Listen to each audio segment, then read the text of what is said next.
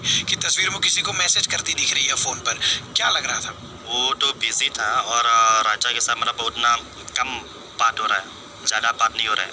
अच्छा, राजा से ज्यादा बात नहीं कर रही थी।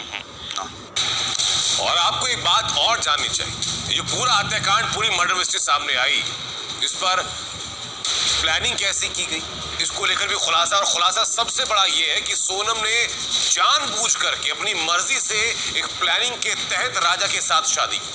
और प्लानिंग इसीलिए ताकि शादी करने के बाद वो राजा को मार दे और फिर राज के साथ शादी कर ले। फिर सवाल ये आता है कि राज के साथ शादी करने के लिए जो प्लानिंग की गई, इस प्लानिंग का हिस्सा राजा रघुवंशी को ही क्यों बनाया गया?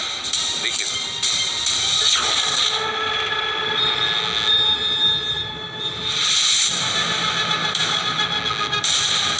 इंदौर में शादी, शिलोंग में हनीमून, सोनम की साजिश का टेरर रूप।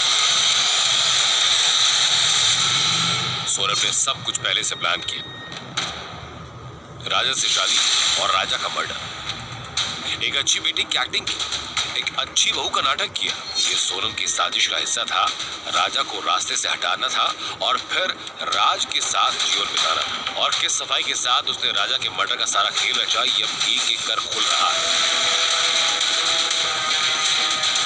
5 साल छोटे राज के साथ शादी करनी थी, लेकिन ये परिवार को नामंजूर और इसलिए उसने ऐसा खेल रचने की कोशिश की जो फुल प्रूफ था और वो चोरी छिपी बिना किसी को बताए अपने बॉयफ्रेंड के साथ शादी करना चाहती थी। सोनम ने राजा से शादी से पहले अपनी विधवा बनने की तैयारी की। राजा और सोनम की 11 मई को शादी हुई, 11 फरवरी को रिश्ता तय हुआ। अब खुलासे के मुताबिक सोनम ने प्लानिंग करके राजा से शादी की और मर्डर का प्लान पहले ही किया। राज कुशवाहा और सोनम रघुवंशी की प्रेम कहानी में जाति और उम्र रोड़ा थी।